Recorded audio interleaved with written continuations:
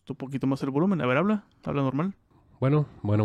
Aquí andamos ya, listos, sentados con cheve, sin vecinos taladrando. Curiosamente, güey. En el primero se escuchaba, ¿no? Sí. Ok. Pues, date, güey. Deja de oír el contador y le arrancas. Bienvenidos al episodio piloto de Para Dormir Después Podcast, un show semanal de libros y películas en donde en cada episodio platicaremos de aquellas grandes obras que nos han hecho quedarnos pegados a la página o a la pantalla y donde sin importar la hora hemos preferido desvelarnos y dormir después. Yo soy su host Miguel Zárate y me encuentro acompañado de mi amigo y co-host Ramiro Alvarado. ¿Cómo estás, cabrón? Por fin lo hicimos, güey. ¿Qué onda, cabrón? Pues sí, aquí andamos, esperando que no se escuchen los ruidos de fondo, güey, que no salgan nada mal.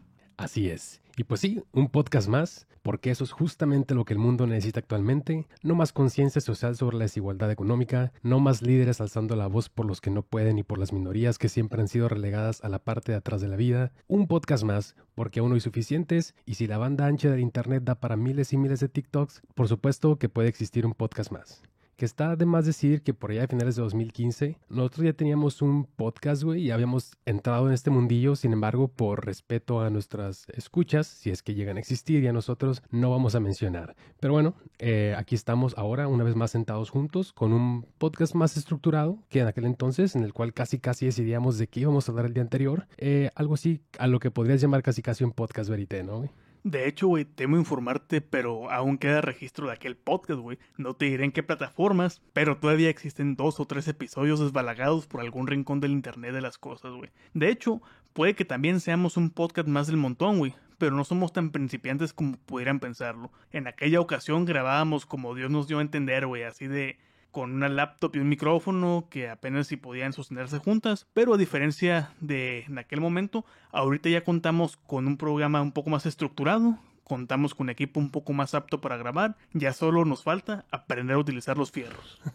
Totalmente, viejo. Sugiero no buscar. Pero bueno, venimos de lo que parece ser el fin de una pandemia o hasta el momento de un confinamiento masivo internacional, y un año después de que nos mandaran a nuestra casa por vez primera, recordé aquellas puñetas mentales que, como muchos nos hicimos, ese último día que me vestí de traje y le compré sus burritos al señor de enfrente de la oficina, que si por fin ponerme a escribir de una vez y por todas, que si empezar a trabajar en ese canal de videoensayos en el que tanto tiempo he pensado, que si cursos online de esto y aquello, y al final casi estoy o estamos donde todo comenzó.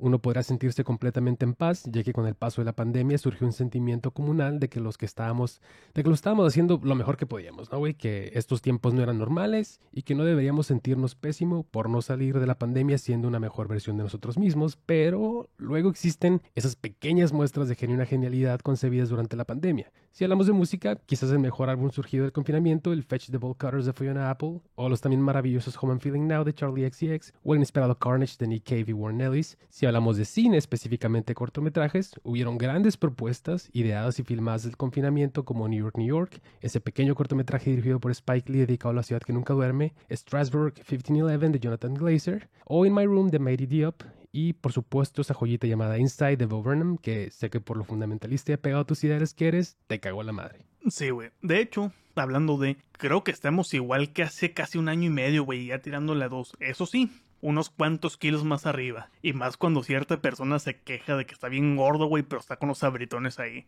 Pero pues, a fin de cuentas, seguimos siendo las mismas 2 personas que solo salen de su cuarto, güey, para ir a trabajar en tu caso, yo para ir a hacer el servicio social, y que ocasionalmente íbamos al cine porque es raro encontrar algo bueno en cartelera, o teníamos que recorrer a esas salas alternas como la Cineteca, la cual estuvo funada durante todo el pico alto de la pandemia, y pues creo que apenas están reabriendo otra vez. Eso sí, por lo menos en este momento podemos decir que por fin se está materializando este nuevo proyecto en el cual ya teníamos ahora sí que unos cuantos años planeando, y que curiosamente la pandemia nos ayudó a afincarlo por fin, güey. Exactamente, viejo. Y bueno, si no tenemos nada más que agregar como mera introducción, en este primer episodio platicaremos sobre la esperadísima novela de la escritora mexicana más famosa de la actualidad, que no es Valeria Luiselli, pero que de todos modos tiene un nivel de resonancia virtual bastante considerable, sobre todo cuando habla en contra de rolar los PDF. Nos referimos, por supuesto, a la gran escritora y periodista veracruzana Fernanda Melchor, con el libro que viene después del fenómeno internacional que fue Temporada de Huracanes, que no está de más decir, el año pasado fue nominado al Premio Booker Internacional, uno de los galardones más importantes del medio. Nos referimos en este caso a Paradise. Y del mismo modo vamos a recordar una de las sorpresas más agradables de 2020 en materia de cine. Otra esperadísima continuación a lo que sería la ópera prima del hijo del papá con letras mayúsculas, Brandon Cronenberg, con su película Antiviral, cinta 2012, que generó opiniones bastante encontradas entre el público y la crítica, como usualmente pasa, y que con esta nueva película, que lleva por título Possessor, creo que alcanzó un nivel mucho más elevado, y no hablo de terror elevado, by the way, en cuanto a su propuesta. Ya me dirás qué opinas tú, cabrón. Me parece perfecto, güey. Entonces, pues ya mencionaste que vamos a hablar de Paradise, de Fernanda Melchor y de...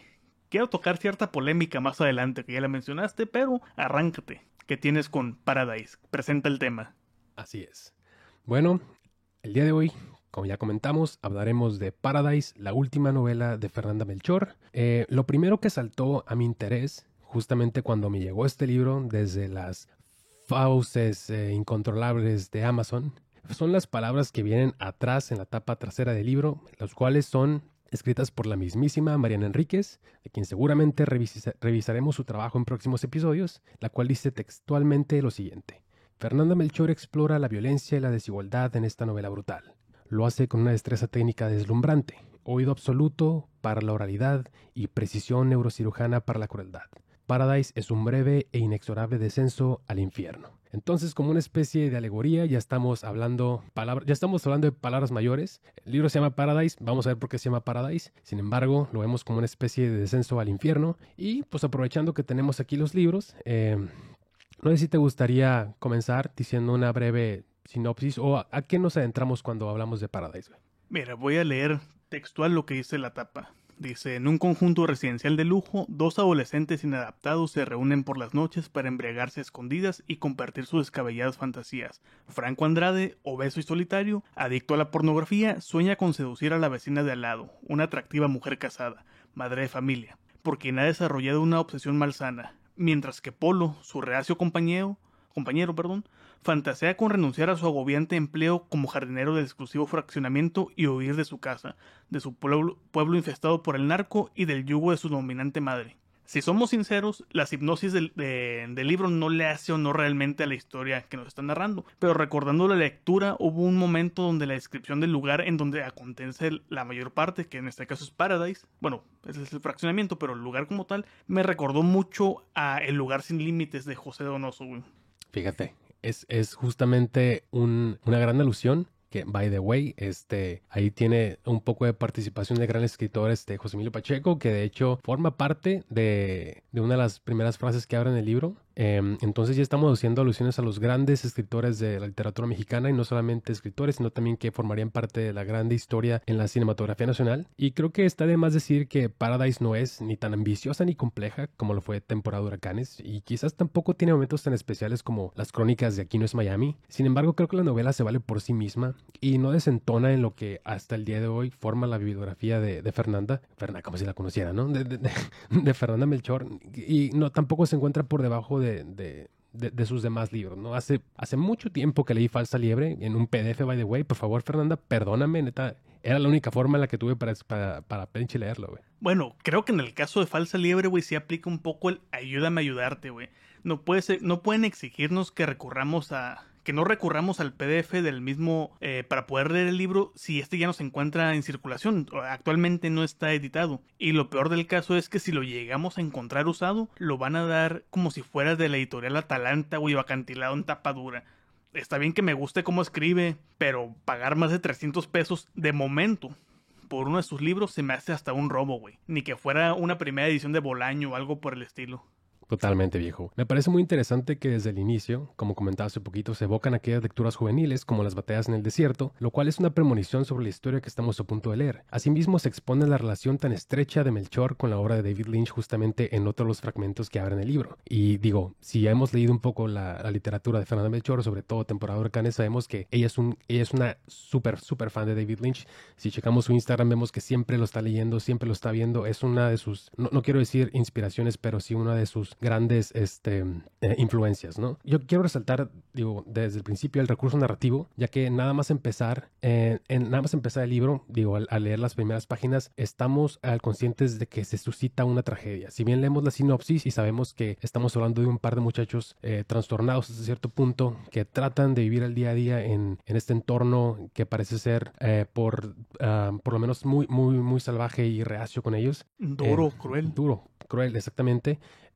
Vemos que se suscitó algo, una tragedia, un evento que tendrá muchas consecuencias, y aún sabiendo esto, digo que no es un spoiler en sí mismo, by the way, no desinvita al lector a parar la lectura, o la impresión no es menor cuando llegamos al clímax. Los spoilers no existen, güey, son los papás. Totalmente. ¿Tú qué tienes para agregar, viejo? Bueno, ya mencionaste Twin Peaks, mencionaste a Lynch, y de hecho, hablando de pueblos casi abandonados, y como mencioné también hace rato, güey, Paradise me recordó en algunos aspectos a El lugar sin límites.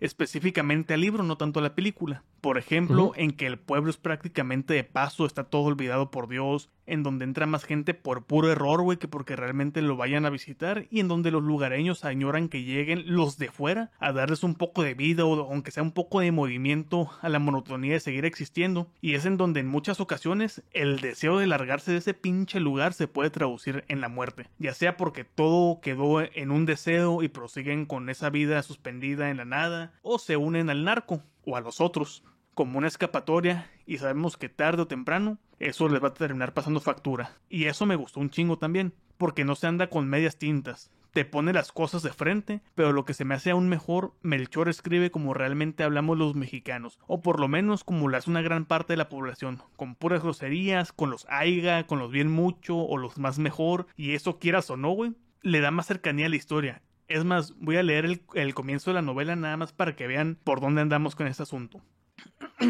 Todo fue culpa del gordo, eso iba a decirles. Todo fue culpa de Franco Andrade y su obsesión por la señora Marianne. Polo no hizo nada más que obedecerlo, seguir las órdenes que le dictaba. Estaba completamente loco por aquella mujer. A Polo le constaba que hacía semanas que el vato ya no hablaba de otra cosa que no fuera a cogérsela, hacer la suya, acomodar el lugar. Y pues prácticamente, güey, estamos leyendo lo que bien podría ser una plática cualquiera de amigos en una peda. Ah, y también mira, precisamente este momento creo que del libro nos transmite también muy bien el sentimiento de lo que es la historia como tal. Y yo sé que es un momento que te gustó mucho. ¿Y qué verga es esto de meta en la vida? Uf. Siempre lo dejo en blanco porque nunca sé qué chingados poner en ese espacio, güey. Totalmente, viejo. Sí, ahorita digo, haciendo eco a lo que mencionas, hay grandes one-liners en la novela, hay grandes frases como puras ganas de mamar por el mame mismo, cuando habla de cómo los Moroño no tienen un ápice de gringos, pero intentan estar siempre de aspiracionales, como dicen por ahí, esa palabra que se puso ahorita mucho de moda. Pero justamente, como dices, creo que es uno de los momentos ancla en la novela, el hecho de tener un sueño, de tener el destino, ¿no? Innato, casi. Yo tengo una muy buena anécdota. No sé si ya te lo había contado, pero justamente cuando yo entré a la universidad, en el primer semestre, una de estas actividades que hacen los maestros es justamente preguntarte por tus metas en la vida, por tu sueño. Y en ese momento uno se cree muy verguillas y dice, cosas para apantallar a los demás y que crean que tú ya tienes un futuro hecho y derecho. Quiero ser médico porque quiero salvar vidas. No, güey. Ándale, totalmente, algo totalmente idealista. Y uno de mis compañeros en ese entonces, la mano saludo al cubo, así le decíamos, el güey sin un ápice de vergüenza dijo que él no tenía sueños ni tenía metas, que él estaba, no dijo prácticamente que estaba viviendo un día a la vez. Sin embargo, en ese momento se nos hizo a todos pues un comentario bastante, no pesimista, pero a todos nos hizo ruido, ¿no? Y por fuera de lo normal. Claro, y la doctora en ese momento pues dijo que cómo no va a tener sueños, joven, que cómo no va a tener metas. Y pasan los años, uno madura a cierto punto y te das cuenta que probablemente aquellas metas, aquellos sueños que tenías en ese entonces, pues realmente eran un mero, era hasta Paja cierto mental. punto palabrería vacía, paja mental. Y es también refleja mucho el entorno en el que crece Polo, el hecho de saberse la situación en la que se encuentra, ¿no? El saber a qué chingados uno se refiere cuando dice cuáles son sus metas, sobre todo cuando vas a meterte a trabajar en un jale que no tiene futuro, güey. De hecho, hablando de trabajar, hablando de metas en la vida, ¿sabes? Siempre se me ha hecho una pendejada que cuando precisamente uno va a pedir trabajo, dentro de las tantas preguntas que le hacen a uno de protocolo, siempre sale a flote, sí o sí, cuál es su meta en la vida. O qué busca en esta empresa, o cualquiera de sus variantes. Güey, la gente va a buscar trabajo a un lugar porque necesita uno, principalmente. A veces por gusto, o pasión al área o al lugar, pero en su gran mayoría es por mera necesidad por lo que uno busca trabajo. Realmente es importante que conozca mi meta en la vida si estoy aplicando para hacer, no sé, atención al cliente en un call center, güey. Neta, ¿quieres saber qué me motiva para pedirte trabajo a ti como call center, güey? El dinero. Bien lo dijo Hitchcock en alguna ocasión a uno de sus recurrentes actores, güey, en el cual este actor no encontraba cómo hacer la conexión con su personaje. Y va con Hitchcock y le pregunta, oye, ¿qué motiva a este personaje? ¿Dónde busco la motivación? Y Hitchcock, en pocas palabras, le dijo, cabrón, busca la motivación en lo que te estoy pagando por actuar. El dinero debería ser motivación suficiente. Enough said. Claro, viejo. A mí me encanta justamente que la novela puede danzar perfectamente entre estos dos tipos de tonos. En una entrevista, Fernanda mencionó las diferencias entre la violencia social y la violencia individual, ¿no?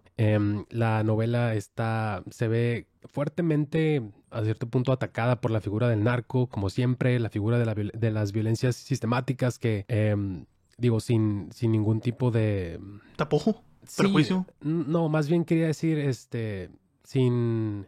Porque quieren. No, sí, pero es una palabra como que sin ningún tipo de separación entre las personas, digamos, que atacan y siembran el miedo y la desesperanza y la muerte a donde se expanden. Que agarran parejo, Sí, no hacen distinción exactamente, sin distinción. con los que tienen problema directo por cuestiones de negocio a la población común.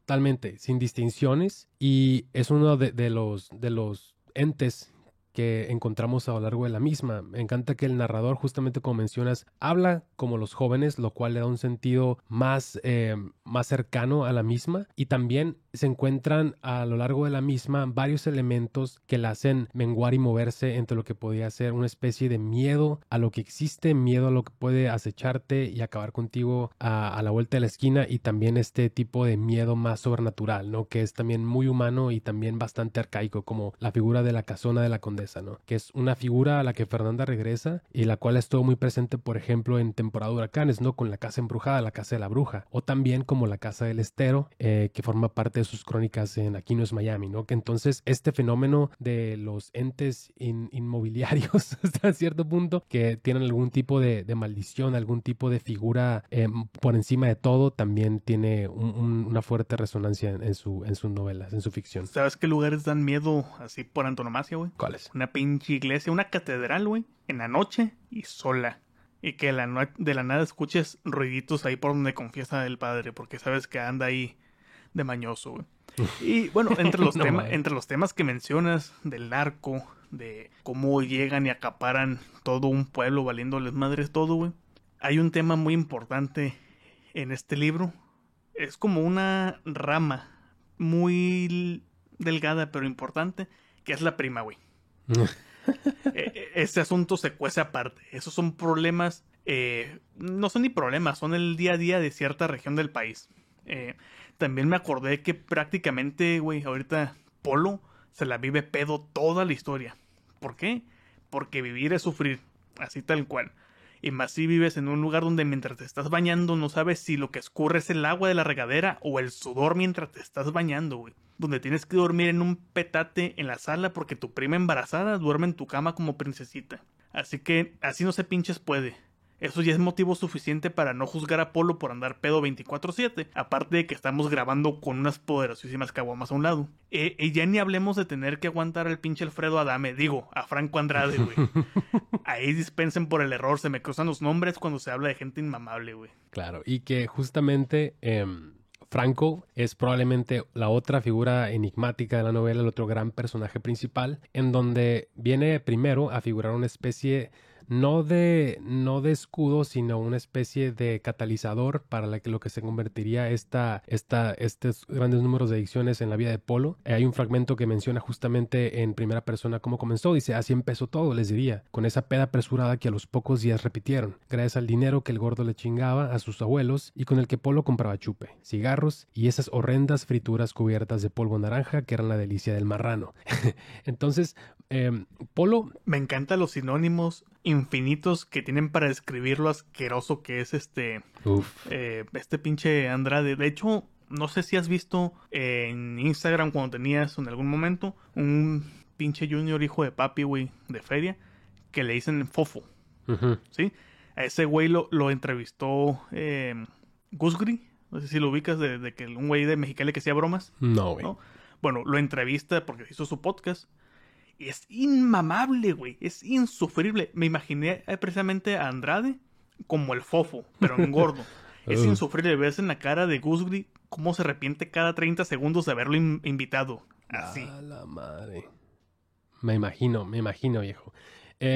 Sí, Franco Andrade es probablemente una de esas personas que no te gustaría cruzarte con él en la vida, y no porque sea peligroso de manera intrínseca, sino justamente por el gusto de mamar, por el mame mismo, como era la misma Fernanda. Entre ellos surge una especie de relación, no es una amistad, no podemos catalogarla como amistad, sin embargo, es una especie Relación parasitaria. claro, de relación parasitaria, porque gracias a cierto punto de Andrade, Polo puede seguir con el vicio, puede seguir pisteando, hasta cierto punto.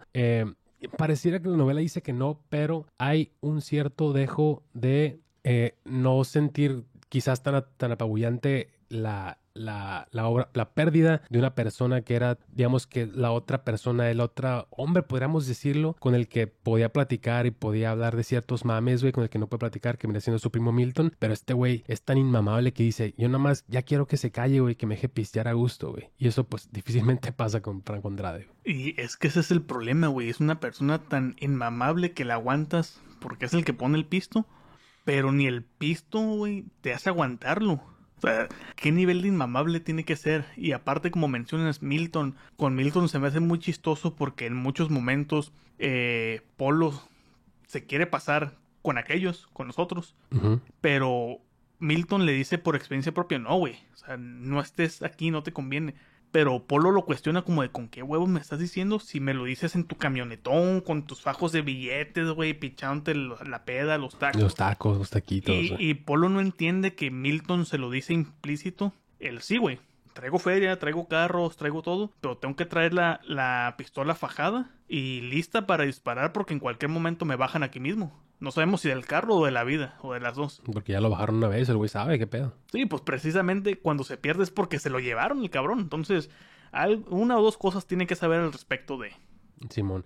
Sí, y justamente la figura de Milton hace un acento en justamente la edad o el momento de la vida en la que Polo se encuentra, ¿no? Polo parecería siempre atrapado entre varias realidades, que vendría siendo una Progreso y Paradise, y también lo de ser un joven en su adolescencia y también querer ser un adulto, ¿no? Entre estar atrapado entre las memorias del abuelo, la añoranza de su niñez, la relación que tenía con su madre cuando era muy joven antes de que llegara su prima, las promesas de una vida mejor, volver a estar valiendo madre con su primo, güey, ¿no? Y ahora también el ser un trabajador de un lugar en el que como tal no corresponde, donde simplemente es un güey que está ahí para limpiar, que tiene que pedalear hasta desmadrarse las piernas, güey, para llegar a Paradise, güey. Y crudo. Sí, y crudísimo aparte, güey. Entonces, Fernanda Melchor, como siempre, tiene una literatura que también es consciente de estas diferencias, es consciente de una diferencia de clase, pero no lo hace tampoco moralina, no quiere enseñarte acerca de las dos, no quiere hacerte abrir los ojos,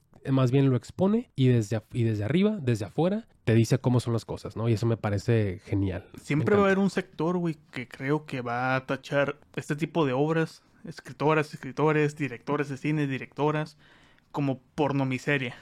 Una frase muy usada, o una palabra muy usada en Twitter, que es la explotación de la miseria de un cierto lugar, de la pobreza, para hacer eco en algo. En el caso de Fernanda, podría decirse, si nos fuéramos muy criticones, que sí cae en eso, pero si lo somos realistas, no, realmente no cae, simplemente nos está plasmando la realidad del país, de diferentes lugares. Curiosamente, las dos grandes obras son de Veracruz, porque ella es de allá, pero nos narra casos crueles, casos comunes, que lamentablemente son comunes y son crueles al mismo tiempo, y nos lo narra como te los narraría una persona que vio el suceso, una persona común y corriente, una persona de calle, una persona que puede o no que tenga educación, y lo va a hacer como se da a entender y con las palabras. Eso me gustó mucho, principalmente en temporada de huracanes. En Paradise, el nivel, digamos, intelectual sube un poquito porque ya son morros a fin de cuentas, pero tienen una forma de hablar un poquito más estructurada. Pero hay un problema que me sigue persiguiendo en ambas versiones: el estilo de escritura de Fernanda. Okay. El hecho de que escriba un capítulo como un párrafo larguísimo, hay momentos en los que me pierde. No porque la escritura sea mala, no porque no atrape, simplemente yo soy muy flojo. Yo requiero un punto cada ciertas páginas para poder cerrar, levantarme por agua, ir al baño, lo que tenga que hacer y regresar y continuar la lectura. Necesito esas pausas naturales que aquí no encuentro.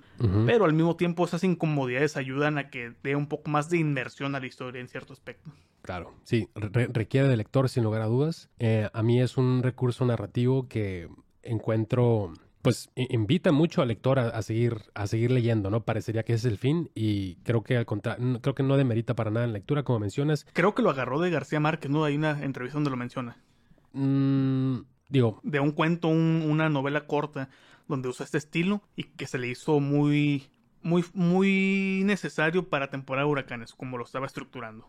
Digo, no podría confirmarlo, digo, vamos a darlo por hecho. Sin embargo, a mí creo que es un estilo que a mí también cuando ando de huevón a la hora de leer me ayuda bastante a avanzar y avanzar páginas. Justamente hablando, digo, dejando un poquito de lado la historia para hablar un poco más de los recursos narrativos de Fernanda, en los cuales me parece que es una escritora brillante. Creo que justamente lo que mencionas, el grado de lucidez que ella tiene para hablar desde los hechos y desde y, digamos, retratar de una manera tan fehaciente ese tipo de vivencias. Creo que tiene mucho que ver con su background como periodista. Y también me encanta que ella se vale de varios recursos para hacer al lector una lectura mucho más activa. Hay momentos en donde los personajes parecerían que le están hablando como tal al lector. En vez de hablar entre personajes, parecería que ponen al lector justo frente a la persona que está hablando frente al emisor, como cuando le pregunta, como cuando la mamá le dice, por ejemplo, a Apolo, que le dice, ¿quién te crees que eres? ¿Quién chingado te crees que eres, güey? Porque justamente todos hasta cierto punto creo que hemos estado en los botines de Polo cuando nos traen a pura pan y agua, güey, y cuando creemos que no estamos haciendo las cosas mal, pero el jefe o la jefa, güey, te están diciendo, cabrón, ¿quién te crees que eres? O sea, lo sientes, cabrón. Eso o el ¿qué crees que el dinero crece en los árboles? ¿Qué crees que la vida es muy sencilla? Y todo esa amalgama de palabras que de cajón te dicen, tú crees que yo fui a la escuela para ser padres, pero todos los padres tienen las mismas frases, güey. No sé si es genética o cultura, pero son las mismas frases con pequeñas variaciones. Hablando de ahorita que ya entramos a su estilo narrativo, quiero desviarme hacia otro tema, pero dentro de lo que nos acontece. Y que tenemos que tocar sí o sí, güey. Y es precisamente aquel asunto de Melchor versus los PDFs.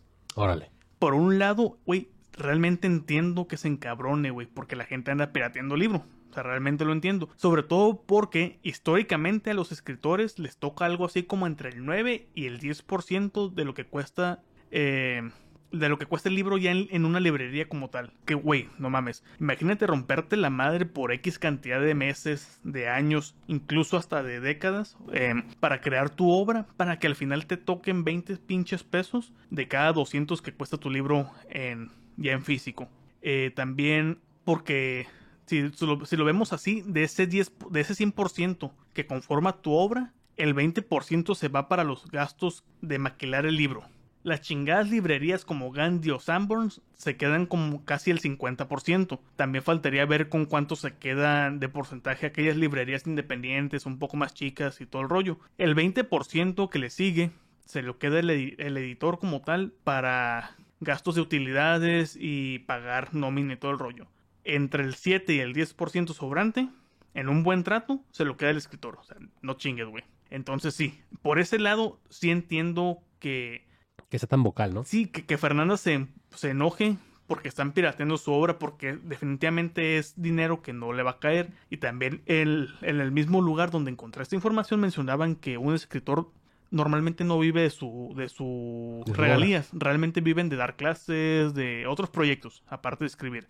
Son ingresos extra aun y cuando, digamos, seas un escritor de renombre. En el caso de Stephen King, pues tiene infinidad de libros y no mames. Y ya tiene otro trato preferencial, entonces ahí sí es costeable. Pero, por el otro lado tenemos a personas, güey, como Barry Jenkins, que subió una foto en donde andaba posando con una copia pirata de su película Moonlight, en la cual pone como descripción a pie de página de la misma foto, que él se encontraba feliz de que la película estuviera circulando, porque a él no le interesa si la están viendo pirata o no, sino que la obra se vea. Y para poner el último clavo en el ataúd de la piratería, también tenemos que poner a Werner Herzog, dándole la bendición a una persona en una conferencia para que viera sus películas piratas, porque esta persona le dice, ¿sabe qué? En donde yo vivo, su obra es muy difícil de encontrar, o está muy cara y no me alcanza. Y en eso Herzog le dice, palabras más, palabras menos, a mí me gustaría que se comprara para que a mí me caiga dinero, pero si la piratería es la única forma en la que tienes acceso a mi cine, date cabrón, tienes mi permiso.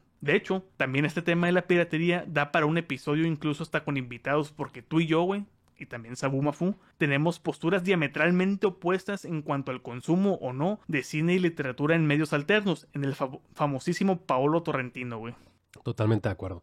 Y justamente creo que mencionas y creo que traes a la mesa ejemplos bastante puntuales en donde la cabida de la piratería no juega más que justamente un agente de visibilidad y de acercamiento con el público y con las obras, ya sea escritas como las obras cinematográficas. Creo que hay ciertas películas, creo que hay ciertos libros en donde, digo, están prácticamente a la mano de todas las personas y donde requieren un esfuerzo mínimo para acercarte a ellas. Sin embargo, estoy consciente que hay unas en donde encontrarlas, en donde acceder a ellas es difícil y en donde si el autor, en este caso, sea Barry Jenkins o sea Werner Herzog, te dan la bendición, pues date, viejo. Yo creo, como justamente menciona Ramiro, estoy del lado de apoyar al autor, no para nada del lado de las instituciones ni de los grandes corporativos que se enriquecen de la mano de sus autores. Digo, creo que un director ganador del Oscar con una película con una distribución gigante hable de piratería, pues también es como que, güey,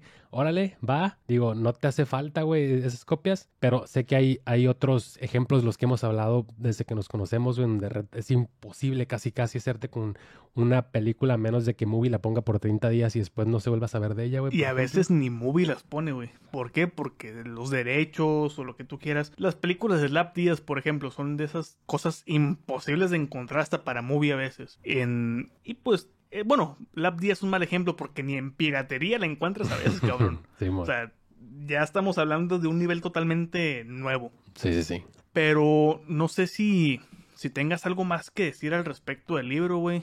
O recomendaciones finales de otras autoras o escritores que vayan por las mismas temáticas o similares, para que ya pasemos al otro tema que tenemos también. Pues quizá nada más como cierre, me gustaría recalcar uno, digo, no vamos a spoilear cuál es el clímax como tal del libro para que puedan leerlo. Es un libro relativamente nuevo, pero quiero comentar que quizás uno de los momentos más lúcidos de la novela es como después de este acontecimiento que es un vuelco de 360 grados en la vida de los protagonistas. 180. ¿180? Sí, si son 360, quedas en el mismo lugar. Llega al mismo punto, ¿no? De 180, de acuerdo. Aparentemente todo sigue igual, o por lo menos en las primeras horas para Polo. Pero realmente aquí no hay novedad. Él regresa en su bicicleta a su casa, él se duerme en su petate, el calor sigue siendo abrasivo y completa y insoportable. Y me recordó justamente como cuando me comentamos que la literatura y el arte hasta cierto punto siempre se emparenta con la vida real, aquellos momentos trascendentales en la vida de uno donde todo a tu alrededor sigue siendo completamente cotidiano para los otros, sigue aparentemente igual. Eso para mí en este momento se sintió muy muy cercano. Me recordó muchas veces a esas grandes noches, esos grandes días de cambios totales en la vida de uno, donde el día siguiente todo vuelve a la normalidad. No sabemos qué le depara a Apolo. Sin duda alguna, a como es Paradise, a como es Fernanda, no es nada bonito. No sabemos en qué va a terminar, pero es una de las cosas que nos encanta la literatura, ¿no? Tal vez termine como La Bruja, tal vez no sabemos. Tal vez cobra la prima por fin, güey. No creo, güey. No sé si tú quieras recomendar algo más. Sí, güey. De hecho, hablando de escritoras latinoamericanas, y que ya hiciste mención al principio de que íbamos a hablar de una escritora mexicana famosa que no era Valeria Lucelli. Precisamente quiero recomendar a Valeria Lucelli con su obra en general. A mí me gustó mucho Desierto Sonoro. Sí, de acuerdo. Pero me gustó más Los Ingrávidos. También. Así que recomiendo Los Ingrávidos. Dense Los Ingrávidos. Recomiendo también que lean a Guadalupe Nettel, que es una escritora mexicana que creo que actualmente es la directora de la revista de la UNAM. Es correcto. La revista de literatura. Y tiene un libro de cuentos muy, muy bueno que creo que hace poco lo acabas de comprar precisamente porque te hice mención de él y no sé qué tanto hayas avanzado. Llevo varios cuentos y me encantan. Yo quisiera recomendar a Silvina Ocampo, otra escritora latinoamericana que es bastante dura con sus personajes y sus historias. Y me gustaría también... Todavía no termino, cabrón. ¿Todavía no terminas? No, Date. No, me faltan dos. Date. Quiero también recomendar a Salma Almada. Ok. Creo que es argentina, si mal no recuerdo. a Samantha Schweblin, también es argentina. De ella sí quiero recomendar un libro de cuentos muy específico también. Se llama Siete casas vacías. Y quiero que por favor, si pueden, lean específicamente el cuento de la respiración cavernaria. Y por último, a otra escritora que también ya mencionaste, Mariana Enríquez. Claro. De ella recomiendo sus 2 libros de cuentos. No puedo recomendar el libro de Nuestra parte de noche porque no lo hemos terminado, pero ya que lo leamos, lo recomendamos. Perfecto, viejo. Sí, pues como comentaba, yo digo, vuelvo a recomendar a Silvina Ocampo, me parece una escritora indispensable en cuestiones de escritores latinoamericanos y por supuesto 2 escritoras mexicanas fabulosas, Elena Garro, Rosario Castellanos, no dejen de leerlas. Hay varios libros que comprenden su obra cuentista completa, entonces dénselos, neta no se van a arrepentir. Y pues digo, ahora sí, pasando o dando una vuelta de 180 grados completamente, nos vamos a una discusión sobre Possessor de Brandon Cronenberg. Uf, Ramiro el futuro, pon ese ruidito raro aquí, o aquella canción que sigues con ella en la cabeza.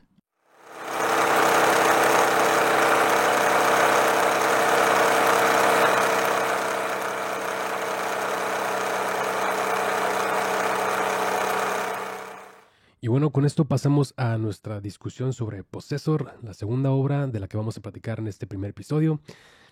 Fíjate que apenas esta semana vi por primera vez Antiviral, ópera prima de Brandon Cronenberg, en donde seguimos el camino de Sid, Caleb Landry Jones, un técnico que trabaja para una compañía que vende virus de celebridades para una más que demandante clientela en una especie de sci-fi noir horror con una estética muy a lo THX 1138 de tu queridísimo señor George Lucas. me encanta justamente de esta película, si pudiera resaltar algo nada más así, digamos, completamente rápido, un aspecto estéril, limpio, blanco de la película, que es quizás una de las cosas que más saltan a la vista. Cronenberg menciona Dogtooth, que digo, premonición del futuro, seguramente hablaremos de ella, y Alps de Lanthimos como una influencia indirecta en el estilo de la película. Solo tardaste 9 años y una película más, güey, antes de llegar a Antiviral. Bienvenido a la parte más turbia de las películas donde el color blanco significa peligro. Por ejemplo, también hay una película gringa de un director austriaco que salió por allá del 2007 que logró que yo desconfíe de cualquier persona que vaya vestida totalmente de blanco y traiga un palo de golf consigo, güey. Uf. Ahorita que mencionas lo del ambiente estéril y de premoniciones, precisamente se me hace que en un futuro muy cercano hablaremos del Lanthimos, güey, no sé por qué. Yo tampoco sé, pero hablando de preguntas, güey, o trayendo preguntas a la mesa, ¿por qué una persona querría inyectarse con la cepa de herpes o influenza de una modelo famosa, güey? Quizás la cepa del COVID de Tom Hanks, güey, quizás tal vez yo haría eso, güey, pero digo, ¿por qué, güey? Cabrón, te la pongo fácil. A finales de los 80s y a principios de los 90s, unos punks cubanos les dio por autoinfectarse con VIH, güey. Así. ¿Tú crees que no ha de existir una persona que pagaría una millonada por tener el mismo COVID que tuvo Tom Hanks? A mí si me ofrecen la misma gripe que tuvo Totoro-san, lo tomo, güey, y pido hasta para llevar. Uf, esa gripa nos tuvo al borde de Twitter por varias semanas, güey.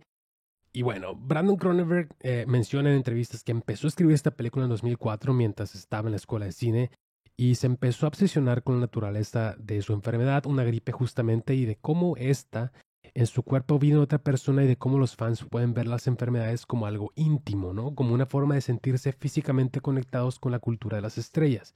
Y para mí, eso, cabrón, es algo enfermo, güey. Neta, lo menciona Stephanie Sachary, que es una de mis críticas favoritas de cine. Dice, en otras palabras, las ideas se vuelven llega un punto donde las ideas se vuelven tan importantes como y tan bien esculpidas como lo visto. Y es algo que Brandon Cronenberg creo que pone lo pone en telejuicio durante la película. Es un director que muy anclado en los visuales. Si bien esta película no es tan visualmente ¿Impactante? No impactante, pero propositiva. En esta primera ópera prima es un director que juega más con la cámara fija y después con la cámara en mano. Posteriormente creo que en la película de la que vamos a hablar el día de hoy ya juega un poquito más con la cámara, ¿no? Hablando del hijo del papá, qué difícil ha de ser vivir esa eterna comparación con su progenitor, ¿no?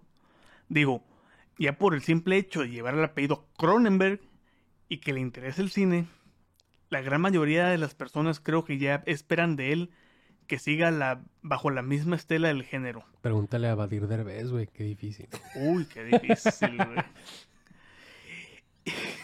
Pendejo. Bueno, y la gran mayoría de esa misma mayoría, güey, creo que lo único que esperan de Brandon es la parte estética, güey, de quien en una galaxia muy muy lejana nos trajera a este mundo ni más ni menos que The Fly. Y te pongo un ejemplo de esta eterna comparación, güey. Uno de los comentarios más comunes con Possessor, precisamente con la película que vamos a hablar en este momento, en su paso por los festivales fue: Brandon Cronenberg es un digno heredero de los horrores de la nueva carne de la ciencia ficción y terror de su padre. De entrada, te seré sincero, güey. Con Antiviral sí entré esperando un Cronenberg padre, pero con la firma del hijo. Y en parte sí, pero no. Sí quedé con esa sensación de vaya, terreno familiar. Pues porque efectivamente es familia, güey.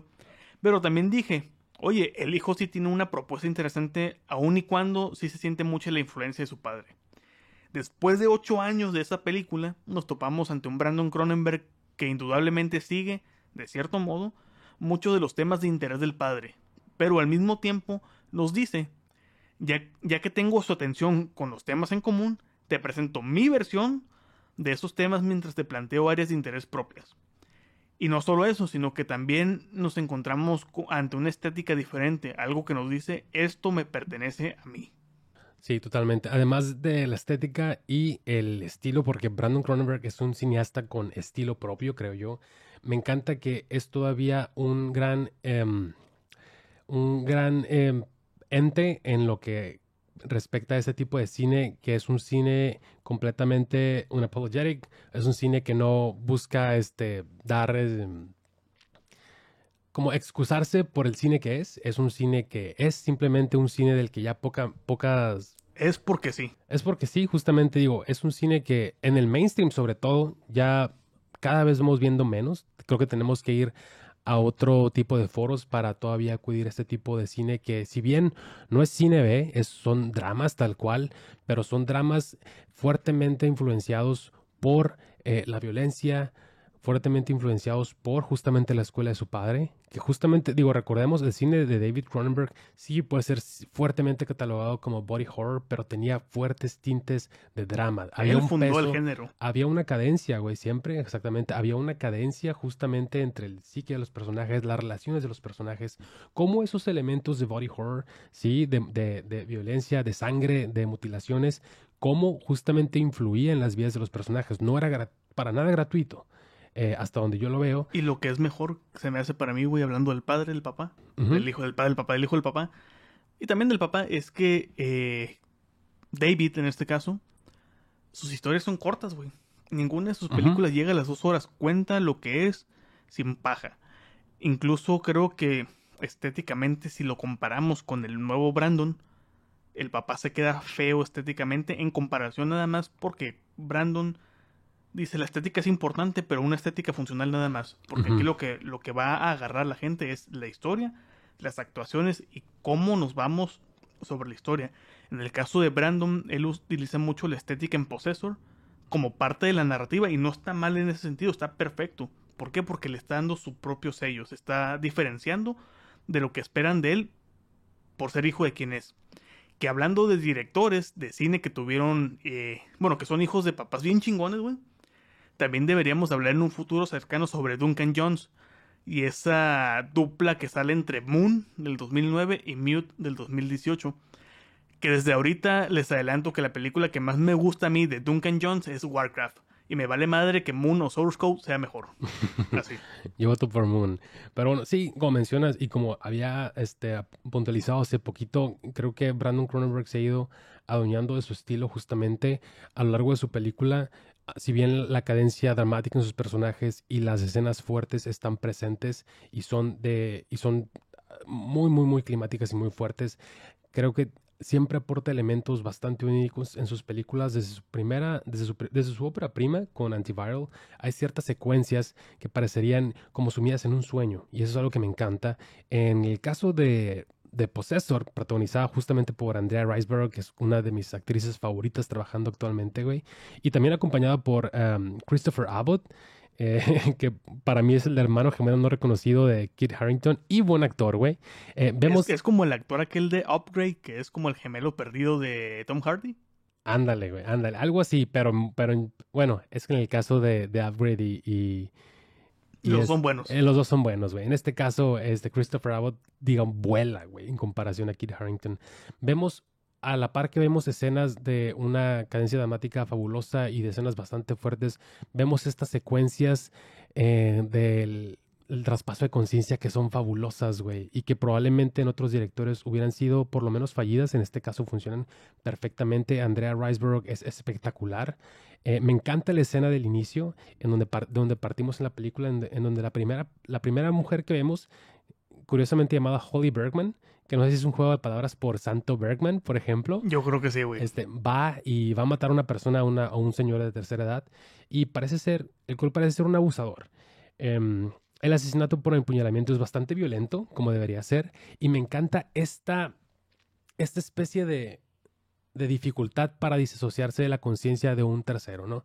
Me encanta que es probablemente uno de los retos más allá que el llevar a cabo el acto, el momento del que debería ser el suicidio, siempre cuesta, es pesado, güey, aun cuando no sea sobre tu propio cuerpo. Sí, porque a fin de cuentas, de una u otra forma, aquella persona, porque les adelanto, Possessor se llama porque hay una agencia detrás que se encarga de planear asesinos de alto perfil y posee los cuerpos de otras personas por las cuales se va a realizar el asesinato.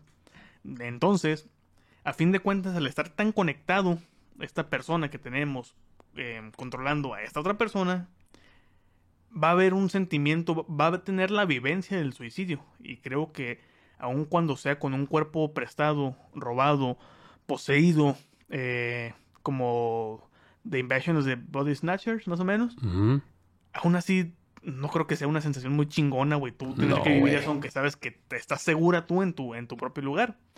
Y hablando de este tipo de escenas, ¿qué escena fue la que te impactó a ti, güey, de la película?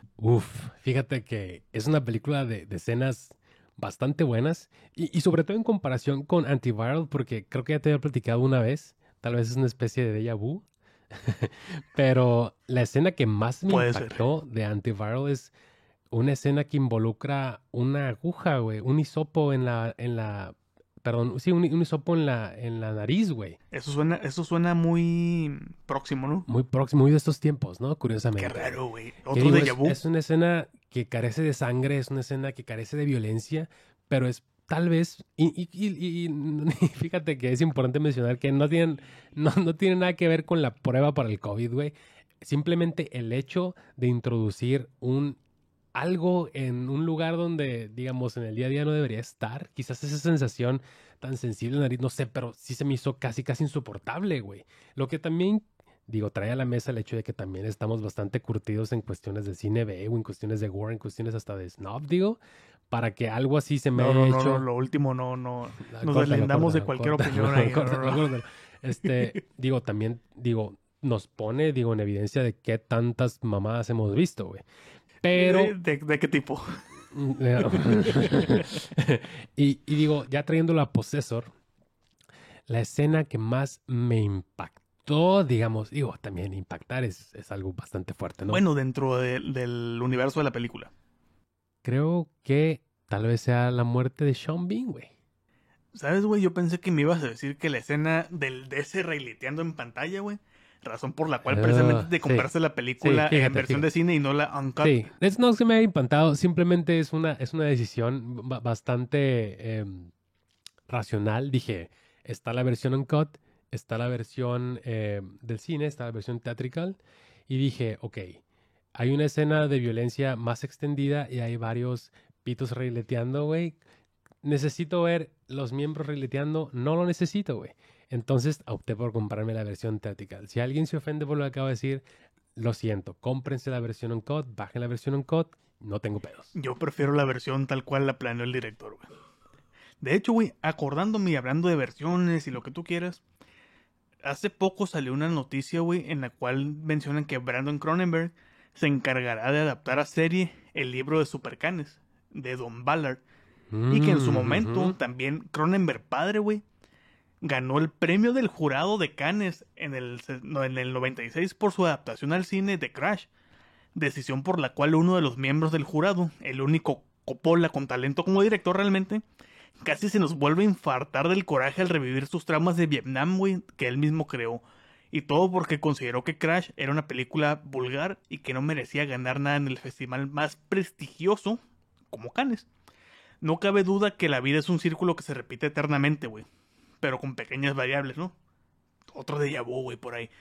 De hecho, pareciera que en la actualidad las series de televisión las series de televisión o las series de plataformas principalmente, tema para otro episodio también, son terrenos fértiles para infinidad de directores. Desde los ya consagrados como David Fincher con Mindhunter, los que ya traen una buena trayectoria pero aún no estaban en el ojo del público como Fukunaga con True Detective, o en esta ocasión, güey, con Cronenberg hijo adaptando a serie Infinity Pool o Supercanes. Sí. Mira, no quiero pasar a otra idea sin decir que yo creo que hay otro Coppola con muchas aptitudes para dirigir antes de que nos funen a los dos, güey. No lo hay. Me encanta justamente esta noción de que el hecho de poseer un cuerpo, a la hora de regresar no vas a tener ningún tipo de secuelas. Y digo, en el caso de Andrea Riseborough, nuestro personaje principal, estas secuelas van permeando a lo largo de la película, en donde hace mucho más difícil cada vez con el cambio de cuerpos, con el cambio de conciencias, él disasociarse completamente de ese otro cuerpo, incluso de uno mismo, ¿no? Empiezas a traer mucho de ti a la persona a la que ibas a poseer. Y justamente de las palabras de Andrea Riseborough en las entrevistas que le hicieron, menciona que es posible retener una esencia del ser, ¿no? Aún así cuando estés fuera de otro cuerpo, ¿no? Claro que lo dice en mención de su personaje, pero a mí es una de las ideas que más me encantan de la película. Creo que Brandon Cronenberg es muy bueno a la hora de traer conceptos y desarrollos en guiones. Creo que incluso es mucho mejor que otro director muy laureado actualmente, que también su cine está basado en grandes conceptos, pero creo que se cae. ¿Aster? No, Jordan Peele, güey. Creo que Jordan Peele, sus películas parten de conceptos bastante interesantes, como son Get Out y como son Us, y a la hora de desarrollarlos, a la hora de concluirlos, la idea se cae por decirlo menos, güey. ¿Sabes que con Jordan Peele me pasa lo contrario de lo que predico de que hay que separar la obra del autor? En Jordan Peele me caga él como persona con sus declaraciones y me caga más cuando pasa al terreno práctico en sus dos películas. Neta, se me hacen un sinsentido sus dos películas. Se ven bonitas, eso sí. Creo que la de Get Out es la que puedo decir que tolero. Es la película. Ya la otra, güey, no la tolero en ningún sentido. Pero sí, güey, Brandon Cronenberg propone por sí mismo ya a estas alturas de la vida. Y se le da mucho eso de los conceptos y más visual. Como mencionabas al principio, mucha gente la podría catalogar dentro del terror elevado. Nada más porque se ve bonita, la cámara lenta, güey, torciéndose, esos soniditos raros, lo que tú quieras. Pero si algo tiene del padre, es la elegancia para hacer las cosas. Con la diferencia de que Brandon Cronenberg sí le da un poco más de importancia a la estética en ese nivel de estética 100%, que se vea bonito para mí, aunque esté mostrando cosas feas, que sea funcional y que sea bonito. En el caso del padre sea funcional y que se vea bien, nada más. Sí. Y hablando de la funcionalidad, me parece que el ritmo de Possessor es mucho mejor que en Antiviral. Creo que es algo que evolucionó completamente. Me gustan los dos. A mí hay momentos de Antiviral en los que la película se me hace increíblemente sosa por momentos. No me pasa con Possessor. Creo que la forma de grabar las escenas y la forma de mover la cámara en algunos puntos y en la forma en la edición de algunos otros son mucho mejores. Digo, no hablo mucho de cámaras porque obviamente no soy cinematógrafo ni mucho menos. Digo, creo que es uno de los terrenos en los que menos me meto, pero creo que la película se siente mucho más natural y fluye de una manera mucho mejor en comparación. ¿Sabes qué creo que hace que te guste un poquito más? Que si le pones un neón por aquí y un neón por allá, eres feliz de la vida, güey. Hay buen uso del neón, neta. En la escala neoativa pasa completamente. Nada más déjenles, de hecho, un dato aquí del compadre Sara de que anda arrastrando un poquito la lengua. Que este güey, para él, el uso del neón está Wong Kar-wai hasta arriba, cualquier película sin un orden en particular, y luego está Drive, de Claro, Nicholas Winding Refn. claro. Si le quieren regalar algo en algún momento de su vida, regálenle una versión que no tenga de Drive. Tengo bastantes, entonces tendrían que esculcarle, pero bueno. Tan así que yo nunca le he regalado una por lo mismo. Pero bueno, hablando justamente de Possessor y porque se presta completamente, me gustaría justamente traer a la mesa una de las secciones que puedo predecir que se va a convertir en una de las secciones de la casa. Ah, Y en chingada, este ya vos, caso güey. me refiero a un top ¿5? de muertes, un top 5 en este caso, top 5 de muertes de Sean Bean, los cuales había que checar. Uy, como casi no tiene muertes Como el casi no compa. tiene muertes, digo, cada quien tendrá sus opiniones. En este caso, estas son las mías. En el número 5 traemos Bring Me His Head, el cual es el cierre de la primera temporada de Game of Thrones, en donde Sean Bean viene a ser el personaje principal de la serie y donde veníamos como vaticinar el hecho de que nuestros personajes principales, nuestros personajes favoritos, independientemente de qué temporada fuera, iban a terminar muertos. La única temporada que me gustó de Game of Thrones, güey. Lamentablemente. En número 4 tenemos For England, James, el cual es la muerte en GoldenEye, en donde, pues digo, nos dimos cuenta de que Alec Trevelyan era en realidad malo. Y pues bueno, después de una batalla espectacular con nuestro querido 007, termina muerto nuestro querido Sean Bean. Número 3, Dead by Cow en la película The Field. Es una de las muertes más chistosas involuntariamente de la historia del cine, probablemente, en donde Sean Bean muere en un zafarrancho de vacas. Está genial. Número 2, tenemos a Possessor. Es una muerte bastante grotesca, es una mente bastante violenta. Hablando de muerte en Possessor, güey. Joyita que te perdiste en el Uncut porque está más Pues sí la vi. potente, güey. Bueno, sí la viste, pero que no la tienes. Es más potente, es más visceral, güey. Se siente más rico cuando le aplastan ahí el cerebro, güey, casi casi. De hecho, sí se ve cuando le aplastan el cerebro, pero sí sé que dura más ese suplicio. Y el número 1 es, por supuesto, no podía ser otra muerte que My Brother, My Captain, My King. Esa muerte a manos de un Uruk-hai en la primera parte del Señor de los Anillos, la Comunidad del Anillo, en donde al cabrón como en las Olimpiadas lo agarran de tiro al blanco y muere defendiendo a nuestros queridos hobbits. Aguántala, cabrón. Vas a romper la línea temporal aquí, güey. Sí, o sea, tal cual. Me encanta que en este caso, para la muerte en Possessor, hay un títere de Sean Bean como tal, lo cual refuerza el hecho de que nuestro querido Brandon Cronenberg viene de la escuela de su padre con el uso de los efectos prácticos cuando es necesario hacerlos. Como el momento de la máscara, güey. Esa máscara es icónica. ¿Sabes qué? Ahorita, nomás rápido, mencionando Lord of the Ring, creo que deberíamos hacer un episodio de la trilogía, güey. O sea, no de una película, de la trilogía. Y creo que tenemos ambos en mente a la invitada perfecta, güey. Sí, la tenemos. Sí, sí. ¿Quieres? Tiene forma de mapache, güey, ojerosa. Entonces tú, que tienes forma de mapache ojeroso, ya sabes quién eres. Estás invitada para hablar de la trilogía del Señor de los Anillos. A huevo. Y bueno, Brandon Cronenberg me parece que es buenísimo para poner personas que parecen que se están muriendo de enfermos en pantalla, güey. Lo hizo con Caleb Landry Jones, que curiosamente hace quizás un mes ganó el premio Mejor Actor en Cannes, güey. Y ¿Con qué película lo ganó? No recuerdo, güey, pero lo acaba de ganar. Y Andrea Riseborough, que ya mencioné, es una de mis actrices favoritas actualmente. La vimos, por ejemplo, en Mandy, donde a mí me parece espectacular. Uf, un papelazo de pinche Nicolas Cage, güey. Sí. Y dicen que la de Pig está... Sí, hay que revisarla.